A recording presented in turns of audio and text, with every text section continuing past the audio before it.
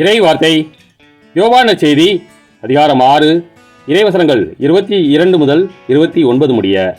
இயேசு 5000 பேருக்கு உணவு அளித்த பின் சீடர்கள் புறப்பட்ட கரையிலேயே மறுநாளும் மக்கள் கூட்டமாய் நின்று கொண்டிருந்தார்கள். முந்தின நாள் ஒரு படகை தவிர வேறு படகு எதுவும் அங்கு இல்லை என்பதையும், அதில் இயேசுவின் சீடர்கள் மட்டும் போனார்களே அன்றி இயேசு அவர்களோடு அப்படகில் ஏறவில்லை என்பதையும் அவர்கள் கண்கூடாக பார்த்திருந்தார்கள். அப்போது ஆண்டவர் கடவுளுக்கு நன்றி செலுத்தி கொடுத்த உணவை மக்கள் உண்ட இடத்திற்கு அருகில் திபேரியாவிலிருந்து படகுகள் வந்து சேர்ந்தன.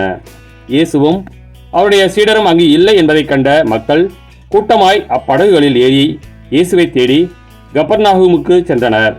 அங்கு கடற்கரையில் அவர்கள் அவரை கண்டு, ரபி, எப்போது இங்கு வந்தீர் என்று கேட்டார்கள். இயேசு மறுமொழியாக, நீங்கள் அரும் அடையாளங்களை கண்டதால் அல்ல, மாறாக அப்பங்களை வயிறார உண்டதால் தான் என்னை தேடுகிறீர்கள் என உறுதியாக உங்களுக்கு சொல்கிறேன். அழிந்து போகும் உணவுக்காக உழைக்க வேண்டாம், நிலை வாழ்வு தரும் அழியாத உணவுக்காக உழையுங்கள்.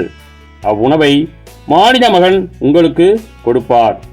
ஏனெனில் தந்தையாகிய கடவுள் அவருக்கே தம் அதிகாரத்தை அளித்துள்ளார் என்றார். அவர்கள் அவரை நோக்கி, எங்கள் செயல்கள் கடவுளுக்கு ஏற்றவையாக இருப்பதற்கு நாங்கள் என்ன செய்ய வேண்டும் என்று கேட்டார்கள். இயேசு அவர்களை பார்த்து, கடவுள் அனுப்பியவரை நம்புவதே கடவுளுக்கு ஏற்ற செயல் என்றார். கிறிஸ்துவின் நற்செய்தி.